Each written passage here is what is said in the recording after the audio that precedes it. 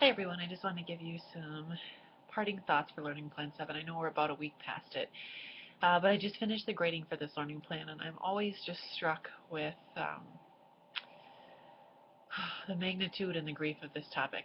I know many of you are victims of abuse, and oftentimes this can cause some triggers, it can cause some lasting emotions, and so I just want to be sensitive to that again and let you know if you're still reeling from this, that I'm here if you need to touch base or kind of point you in the direction of further resources if you need to. Um, but moreover, I just want to talk first about the issue of corporal punishment and spanking and all of those things. I know that we can obviously debate this topic all week long if we want to. We certainly have. Um, obviously my opinion on corporal punishment has changed as a social worker, as a parent, all those different things. I've seen spanking get out of control and turn into abuse. I've also seen spanking used correctly.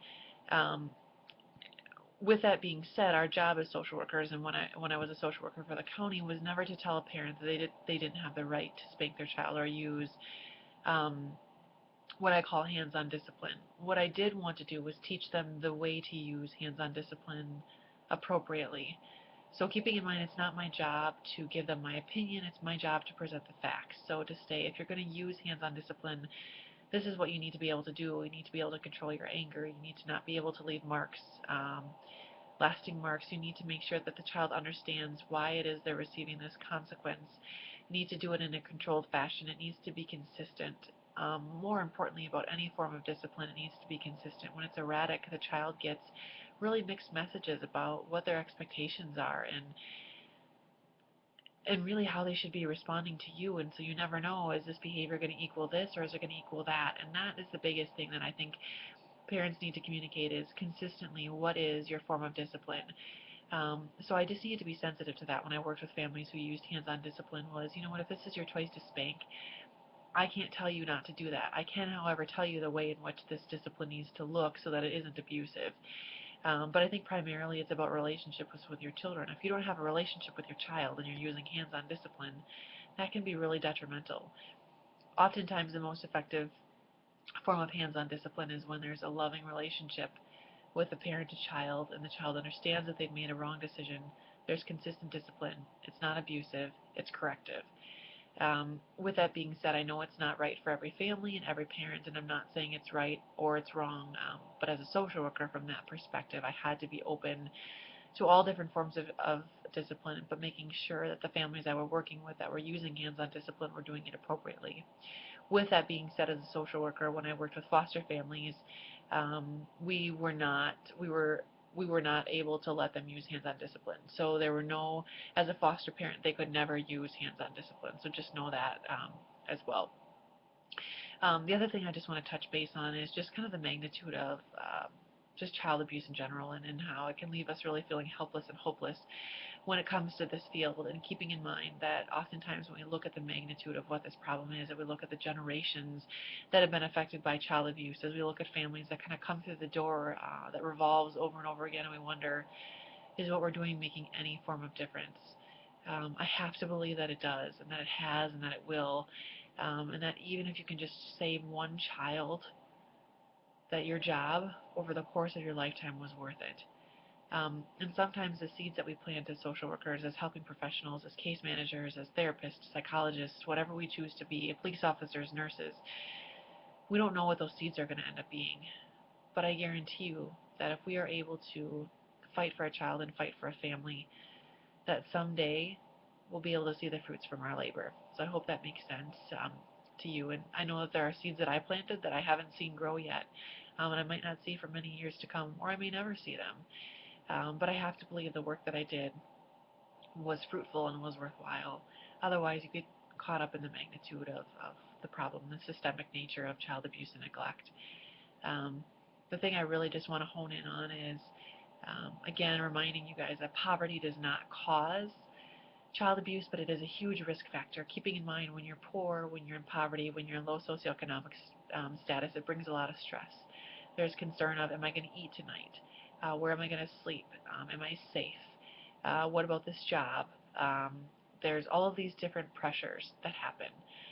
Sometimes we see single moms, single dads, etc., that haven't had a break in weeks, months, years, um, and they're exhausted, they're tired, they're strained, they're stressed.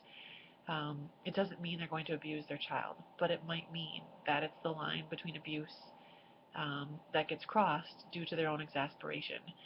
So, what I learned for myself to be the most effective tool is to not come into a situation of abuse or neglect with judgments. Because if you come into a situation with judgments, it's really easy to find information that only supports that hypothesis.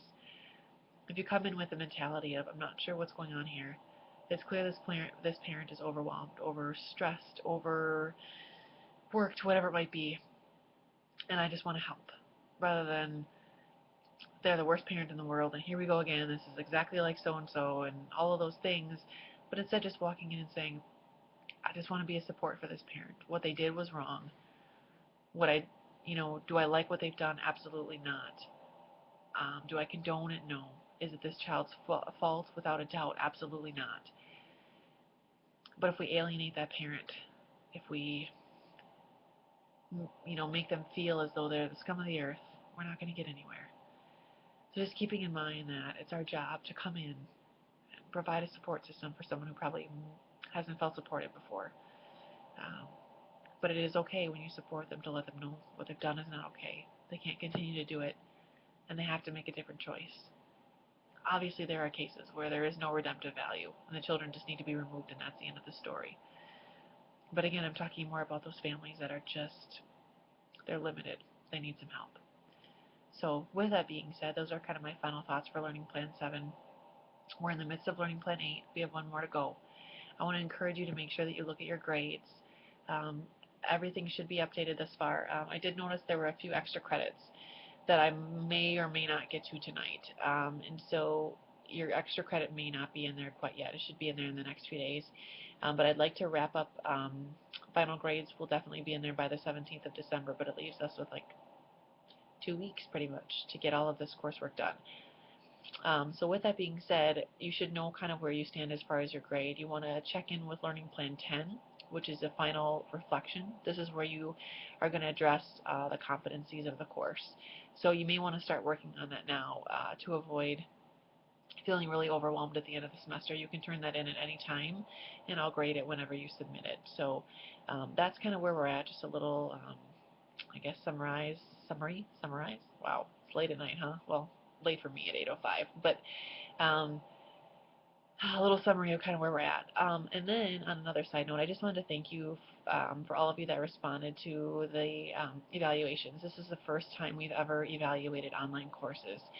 Um, so I'm just so thankful for all of you that responded to this. I read every single sentence, every single word that you guys write in this course, and so it's so helpful for me to know what's working, what's not working, what are some things I can change. Otherwise, I don't get a lot of feedback from students. There is an opportunity to provide feedback in the reflection, but I don't require it. So it's just nice to know what's working and what's not working. And so I'm very, very grateful for that, and I appreciate all of you that took the time to let me know where things are at. I take all of those suggestions to heart, and we'll certainly make changes for next semester if those are necessary. So again, thank you for all of your feedback, your time, your effort in this course. You're all doing an outstanding job. It's been really awesome to see how you guys have kind of grown as a cohesive unit through some of this tough stuff. So right now we're in the adventure of delinquency, which is where I've spent a lot of my career, is just criminal behavior and delinquency. So it's exciting to see you guys kind of all work through that as well. We'll wrap up this semester with at-risk behaviors, which includes sexual behavior as well as, drugs, alcohol, just driving too fast, just risk-taking behavior. So that's where we're going to wrap up. We have a little over 2 weeks to go, and we're in the home stretch. So just a little word of motivation, support, encouragement from me. You guys are doing a great job. It's been an honor and a blessing to walk through this journey with you. So hope I didn't take up too much of your time here, and I'll talk to y'all later.